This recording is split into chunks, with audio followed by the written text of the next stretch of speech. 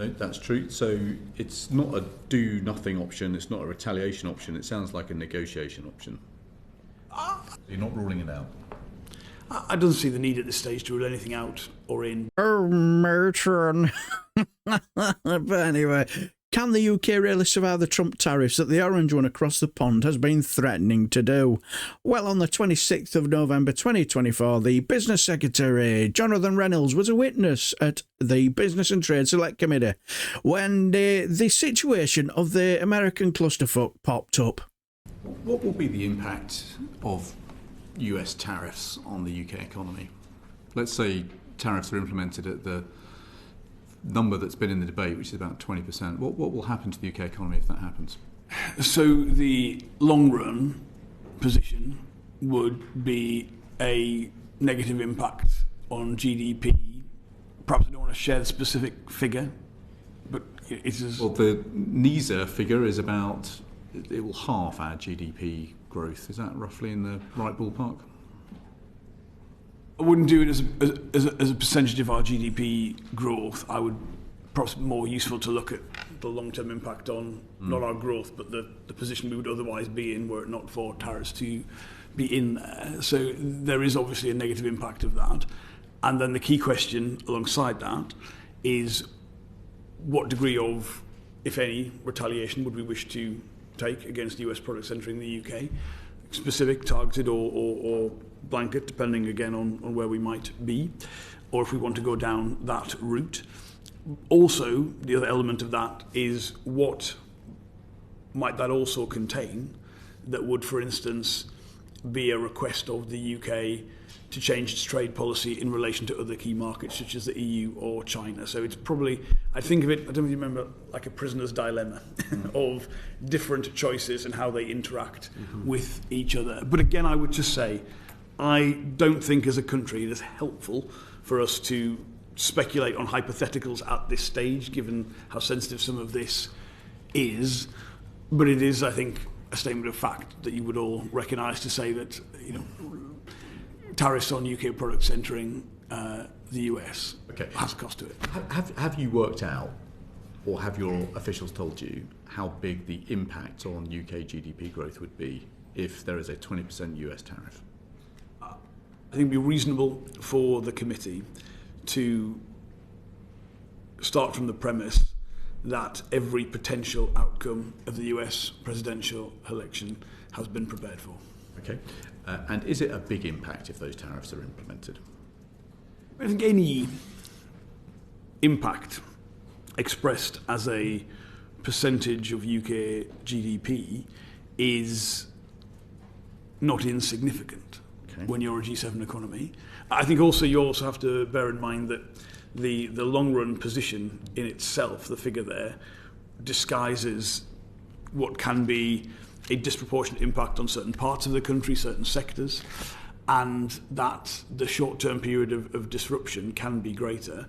You also have to model, you know, trade diversion, as any activity by one country can result in trade flows changing around the world, and sometimes there's a surprising picture that comes from that. But I mean, the position I think we could all agree with is that any imposition of tariffs in any part of the global trading economy, you know, comes with costs. So you have modelled the impact. It's not insignificant. Have you readied the options that the UK will take in response to those tariffs, if they are implemented? Again, I wouldn't want to speculate, but the committee should assume that all eventualities have been prepared for. Okay. And presumably those options include doing nothing, retaliation, and negotiation. I think those are always the options in any trade dispute. I think a key question for any European country is to what degree any conversation about tariffs would be as part of a negotiation around closer trading relationships rather than necessarily a standing item of policy. And I think if you follow the kind of intellectual basis for some of these discussions in the United States, they come from a view that global trading arrangements perception is in the US have somehow been unfair to the US, and there are things that are seeking to be corrected as part of that imposition of tariffs, which again I don't think is an argument that can be applied towards the UK in terms of our trading relationship with the US. No, that's true. So it's not a do-nothing option, it's not a retaliation option, it sounds like a negotiation option. I think, again, given how sensitive this is, there's a level of discretion that is required in answering, but the relationship between the UK and the US on a country-to-country basis, on trade, security, intelligence cooperation, is clearly a very strong one. And there are areas where I absolutely believe we could see a really positive set of closer arrangements, not being naive about some areas that I think would be just much more difficult to come to. So really, given the impetus for this conversation has come from the US, the question really is what are the parameters of that discussion? I think we would all accept from any position a close ally seeking closer trading arrangements would always be something we'd be willing to discuss. I mean, there's nothing to lose from that discussion. So Politico reported this morning that the UK has retaliatory tariffs on iconic US goods, including Harley-Davidson motorbikes, ready to be implemented immediately in the case of a trade war with Donald Trump. Is that true?